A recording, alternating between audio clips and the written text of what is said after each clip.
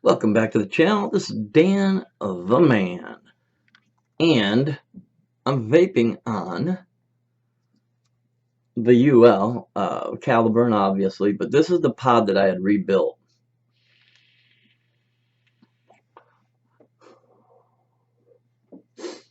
And yeah, it still works.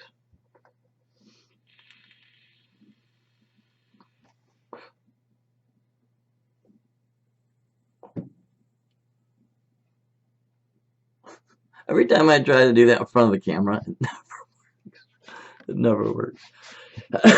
Anywho, oh wait, here, let's see. Do we need some light? Yeah, I think we need a light. Now, I made it look pretty easy rebuilding this, and it is. It is easy.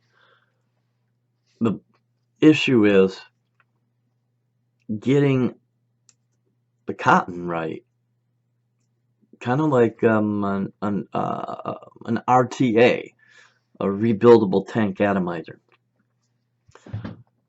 But those are usually fiddly when it comes to getting the cotton in just right so that it wicks just right, so that you don't get flooding or dry hits.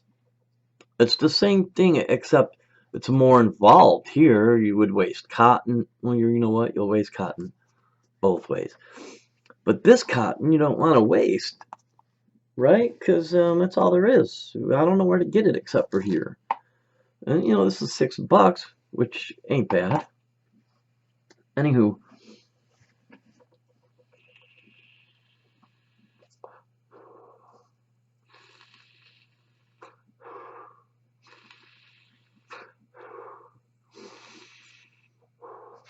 okay, still hitting, but I don't want to keep going because this has 24 mg of nicotine in it, and I don't want to nick out. It's a very unpleasant feeling. Get you sick to your stomach.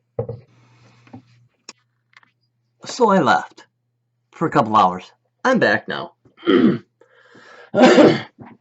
Never fails. Every time I turn on the camera, I got a cough or clear my throat. Yes, it's not that hard. Yes, it's doable, but it's also not that easy. If you wrap it too tight, it won't wick that great.